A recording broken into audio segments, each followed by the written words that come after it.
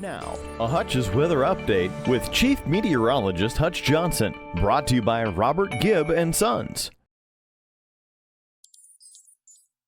Hello, everybody, and happy Friday. I hope your 4th of July was good. It was a soggy one. I've got some rainfall totals. But first, do you have plumbing problems? My friends at Robert Gibb and Sons can give you the service you need. They are available 24 hours a day, 7 days a week. Again, call Robert Gibb and Sons. It's commercial, it's residential, and please tell them Hutch sent you. Okay, here's what we're going to discuss in this fast video. A lot of rain over the last 24 hours in isolated places. In fact, there's a flood warning late last night on the 4th of July. Some measurements for you, and we'll take a look at what the radar shows. It's right on with regards to what was reported from the area with the flood warning down in Grand Forks County.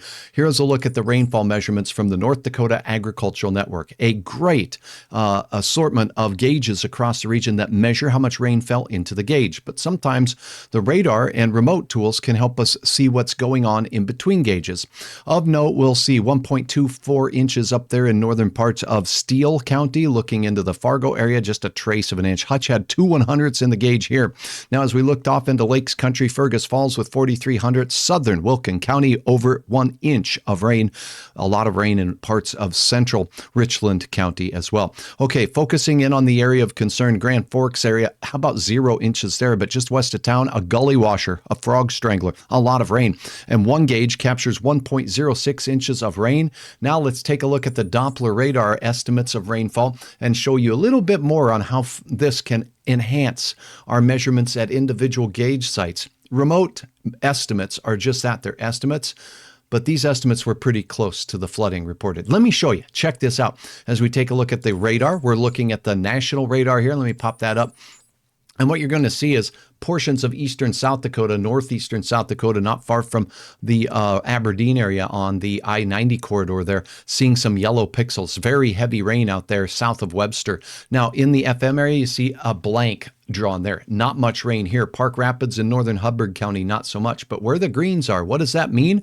We'll go ahead and highlight this for you in the Wilkin County area. Over 1/2 of an inch on the crosshairs here, measured in Wilkin County, just east of you in the Wahpeton Breckenridge area. Now, if you look very closely here in Grand Forks County, you can't see it yet, but there was some very heavy rain reported in that area. Let's zoom in a little closer. Oh, I spy a yellow pixel.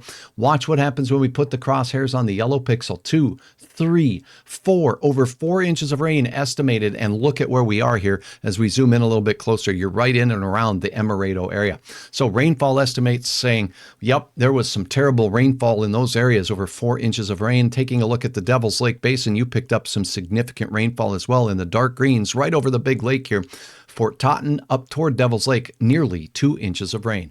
I'm meteorologist Hutch Johnson. Keep my sponsors in mind. Looking here at the Precision Radar, brought to you by my friends at Precision Lawn and Landscaping. Give them a call today and ask them about details on how they can help you control the mosquito population in your home. They service the Fargo-Moorhead area as well as Lakes Country in and around the Park Rapids and Detroit Lakes areas. Thanks so much for watching. I'll have an update here in a bit.